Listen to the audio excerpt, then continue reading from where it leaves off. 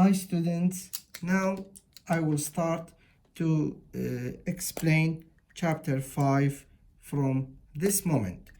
Before I start to explain chapter 5, just I want to make a rapid review on what should I remember related with chapter 5. The most important point in chapter 5, it was finding the difference between these two questions. It was this. What is the derivative of 3x squared? What does it mean? It means that d over dx of 3x squared is equal to what? Which is equal to 6x. And what is the 3x squared derivative of? This one is important. It doesn't want from you to find derivative of 3x squared. It asks you derivative of which function is equal to 3x squared. The answer is x cubed. This answer is called as antiderivative or antiderivative.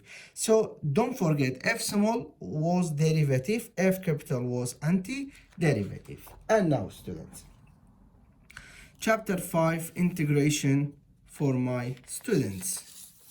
First, section 1, chapter 5, indefinite integrals. These definitions, we explain it. And what is important here is this. The definition of antiderivative. The differentiable function f capital of x is called as antiderivative of f small of x if and only if. Students, this check is very important, especially in ministry exam, because if you take the derivative of options, which one's derivative was equal to f small, that one is your answer. So students, again, here this it asks, it explains the difference between derivative and antiderivative. Okay, now let us look here.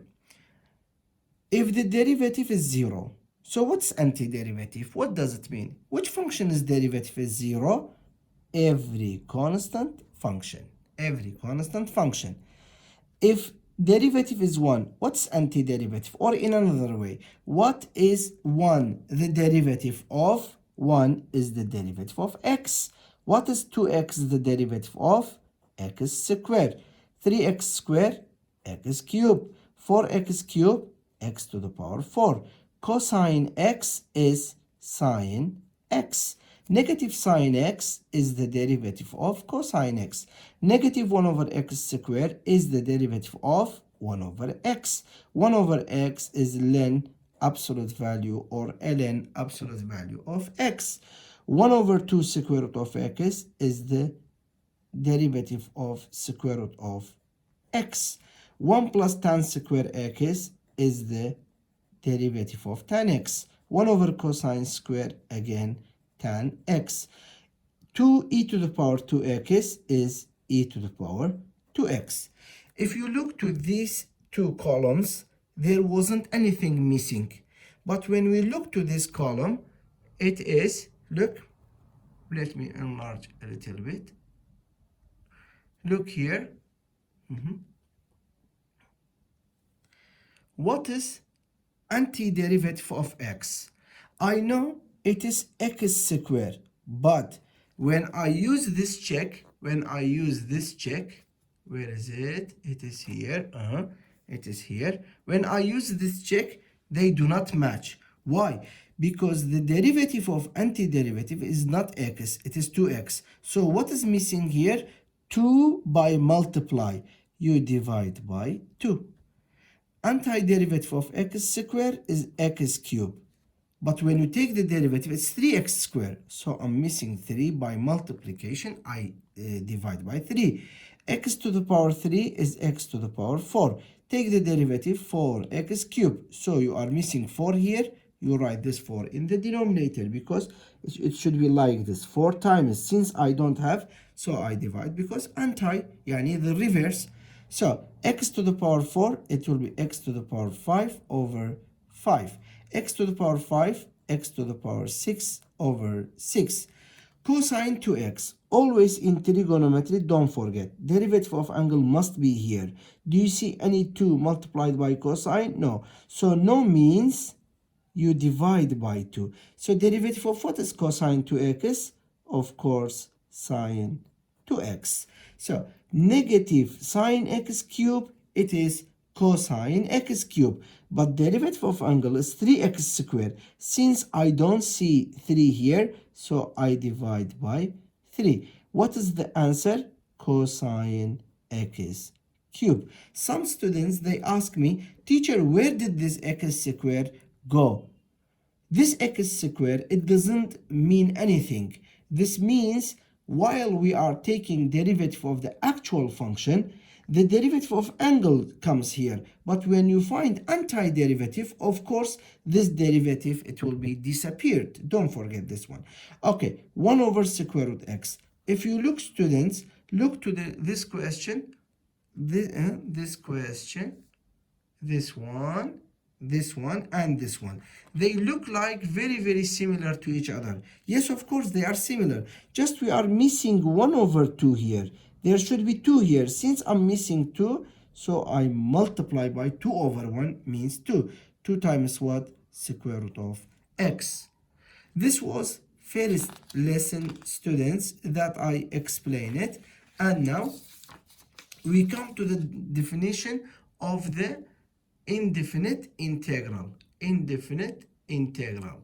What is indefinite integral? Indefinite integral, the sum of all parent antiderivatives and all vertical shifts resulted from their transformations. Look, what does it mean?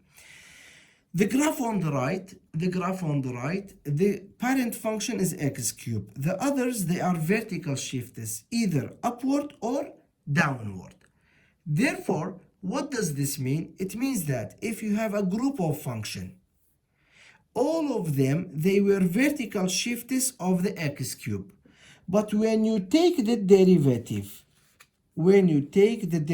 of all of them, f prime of x, what is the derivative? Isn't it 3x squared? Yes, of course.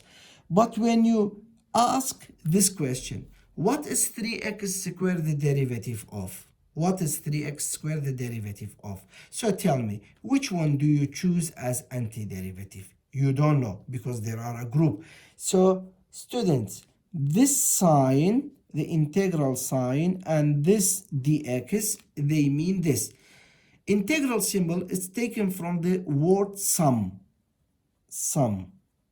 And this dx, while you took the derivative, these functions, they were differentiable with respect to what? They were differentiable with respect to the variable x. And now, students, these two expressions, they stand for this. What is 3x squared derivative of? From now, if you see these two symbols, ask yourself, what is the function which it is here? What is the function which it is here derivative of? So the answer is what? X cubed plus c. This c stands for all the vertical shifts here. In some books, they called it vertical shifts. In some books, they called it arbitrary constant. In Arabic, they called it ثابت اختياري. يعني in Kurdish, I don't know, believe me that. But in Arabic, they called it ثابت اختياري. In English, they called it vertical shift or arbitrary constant. So students, indefinite integral was, the meaning of indefinite integral was this. I hope you understood. Now, rules of the indefinite integral. After I finish the first rule, I will stop the video because it will be a lot. I cannot upload it. That's why. I will come to the second lesson. Now, students, rules of indefinite integrals. Rule 1. Antiderivative of 0 is all real numbers. The meaning of this: if f small was 0, then f capital antiderivative is every constant number or every real number. And this logo, my dear students, I want to remind you that this logo, it means it's ministry exam question. They ask it in baccalaureate. And this one, second trial 2012-2013, they asked this question. So don't take it easy if you say that I don't read this one, it's very easy, it's nonsense, I don't know what. So everything is possible to be asked at a ministry exam. Look here, the integral of 0 dx. Again, I remind you, the integral symbol and dx, it stands for what is 0 the derivative of. The derivative of every constant is equal to 0. So antiderivative of 0 is constant C, means part B. If you check, derivative of x is 1. Derivative of x plus c, again 1. So none, it's not a function to take derivative. Only derivative of which one is 0. Derivative of which one is 0? C. So the correct answer is C. See you in the next lesson.